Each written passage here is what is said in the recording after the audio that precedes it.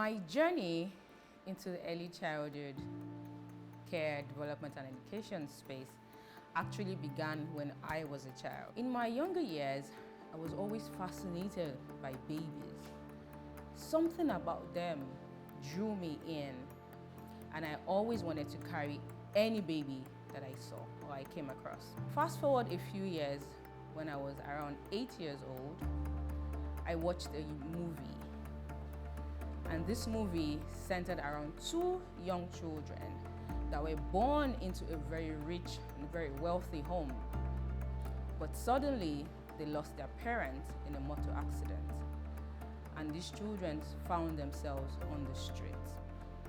They went from living a very comfortable, shielded, protected life to living on the streets, where they had to hawk and sell things to survive.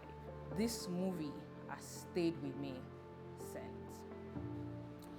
I grew up wanting to work for international organizations that work in the childhood development space.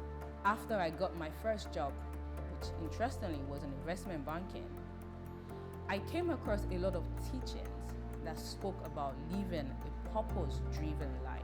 This led me to the decision to resign my job at the time and pursue my work with children fully.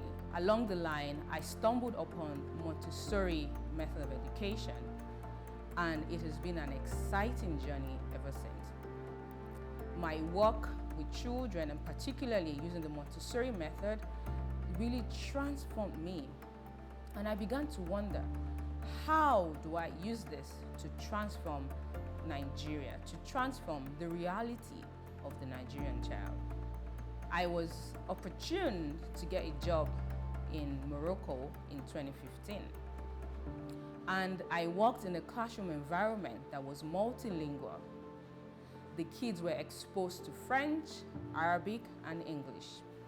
And at the end of the 3-year cycle that they spent in the environment with me, they were able to speak, read and write French, Arabic, and English.